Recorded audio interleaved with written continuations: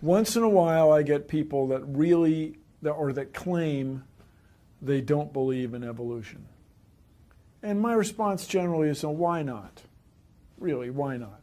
You guys believe 20 billion years ago there was a Big Bang where nothing exploded and produced everything.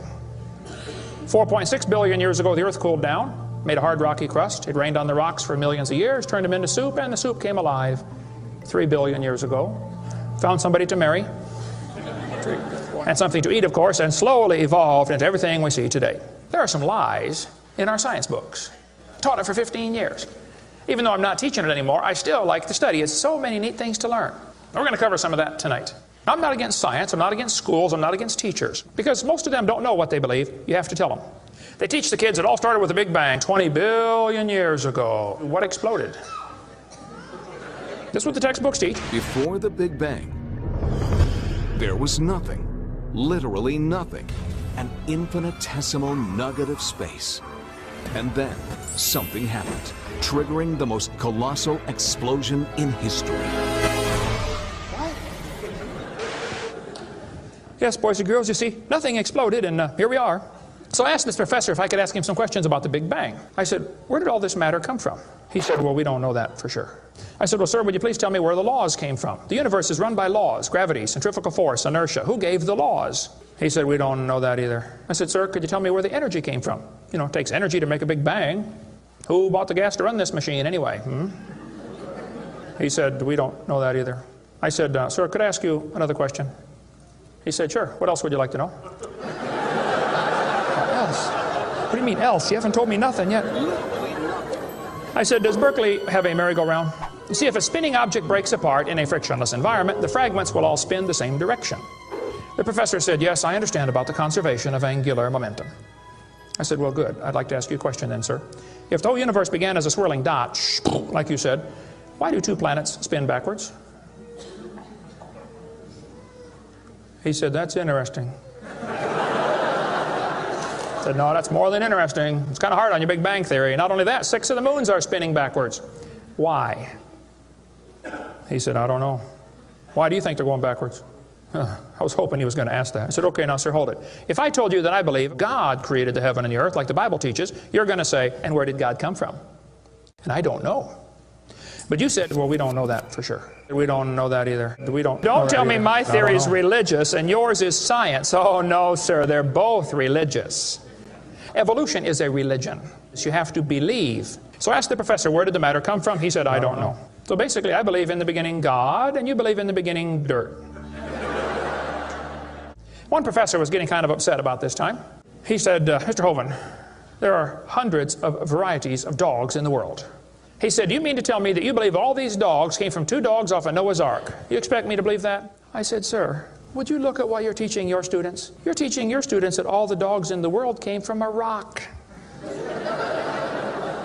Charles Darwin was disciplined. I mean, he did these extraordinary experiments, this series of experiments. Then they're going to tell the kids, well, we have evidence for this theory. Charlie Darwin stopped off at these islands right there called the Galapagos Islands. Charlie studied the birds very carefully and said, you know what? I think all these birds had a common ancestor. I bet you're right, Charlie. It was a bird. You see 14 kinds of birds, and you conclude that birds and bananas are related. Here are these ancient dinosaur bones or fossils.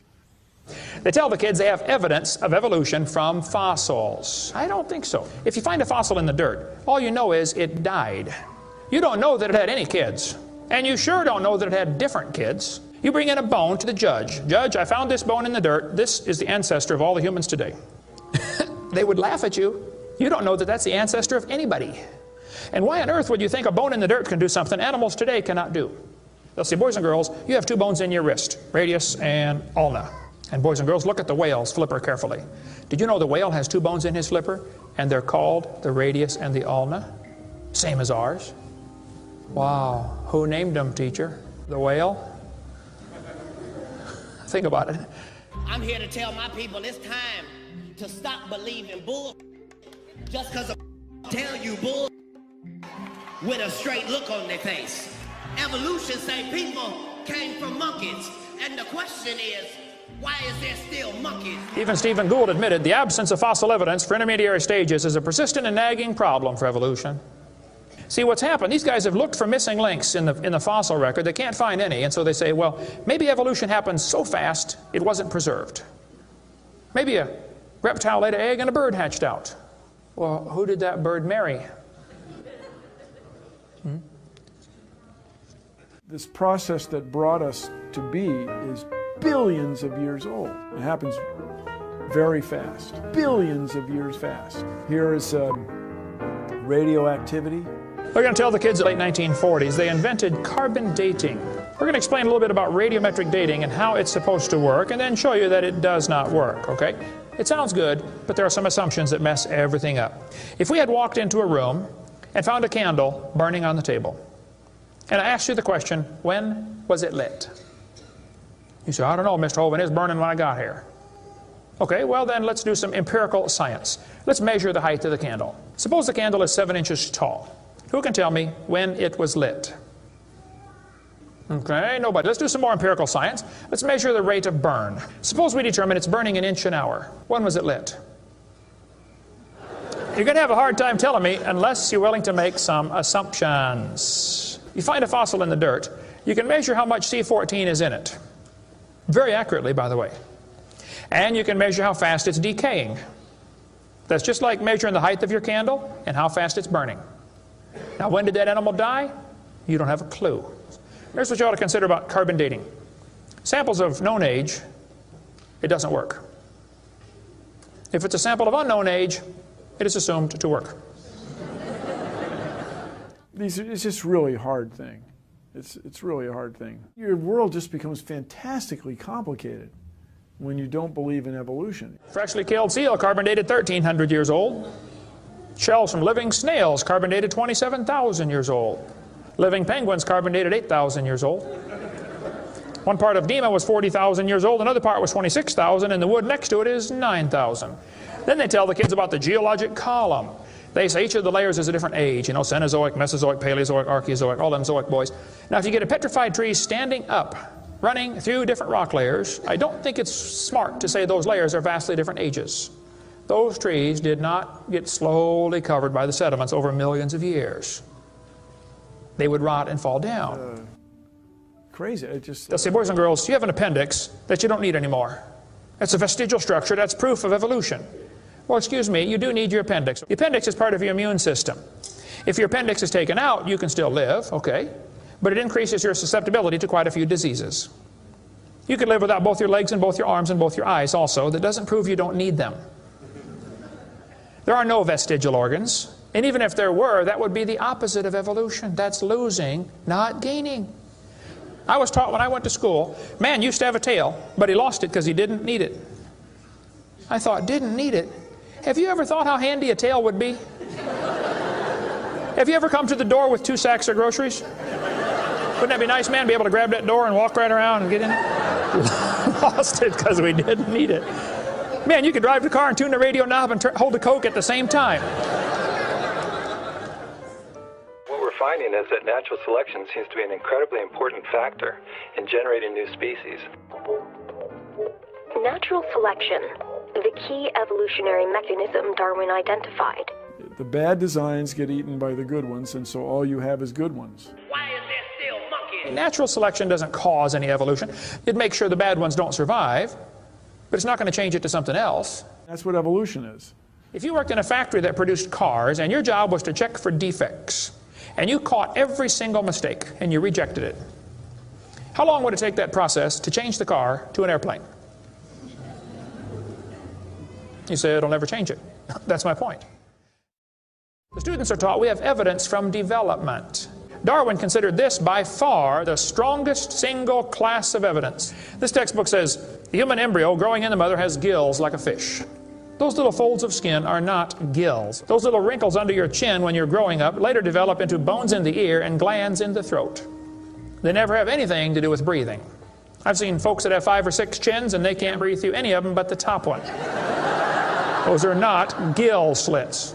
Ernst Haeckel, though, said the turning point in his thinking was when he read Darwin's book. He made huge charts of his posters of his drawings of these embryos and traveled all over Germany and just about by himself converted the Germans to believing in evolution.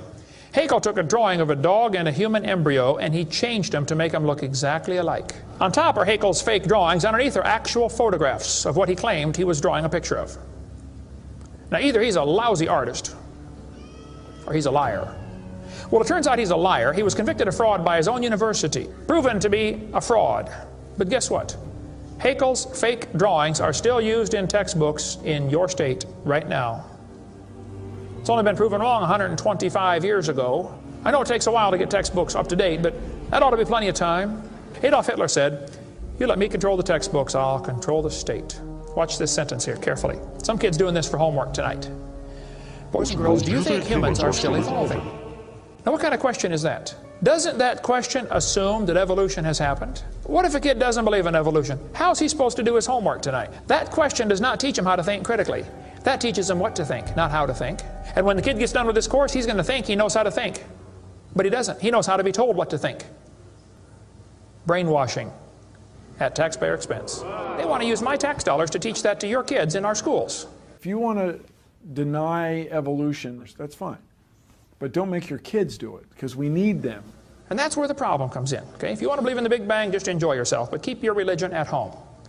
The Russian atheist astronomer came to America and spoke at one of the universities, and he said, started off his speech, he said, "Folks, either there is a God or there isn't.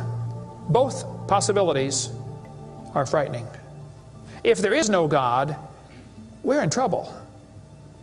We're hurtling through space around the sun right now at 66,000 miles an hour, and nobody's in charge." That's a scary thought. But if God made the world, He owns it. That means He makes the rules. You see, if there is a God, we better find out who He is, and find out what He wants, and do what He says. Malcolm Muggeridge said, "I am convinced the theory of evolution, especially the extent to which it's been applied, will be one of the great jokes in the history books of the future." It's a joke. And it would be a joke if it weren't for the tragic results. How many kids are taught this thing every day and believe it, and it destroys their faith? Find you something to believe in. Whole thing, who do you even pray to? Nobody. Hey, if you died today, where would you go? You ought to think about it, because you will be dead for a long time. Doesn't matter how long you live, you're going to be dead longer than that. You know, George Washington died 200 years ago, and he's still dead. How much longer does he have to go?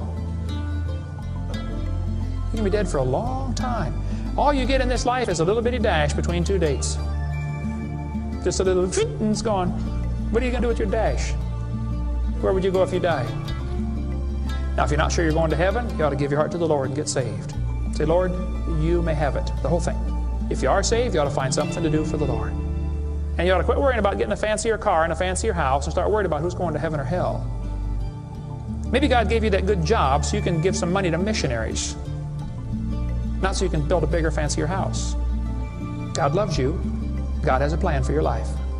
And if you don't want it, well, that's your business. But the devil is laughing at you for believing in that. But God loves you, and He wants you to come to heaven. And if you'd like to find out how to go to heaven, come see me. I'll be glad to show you.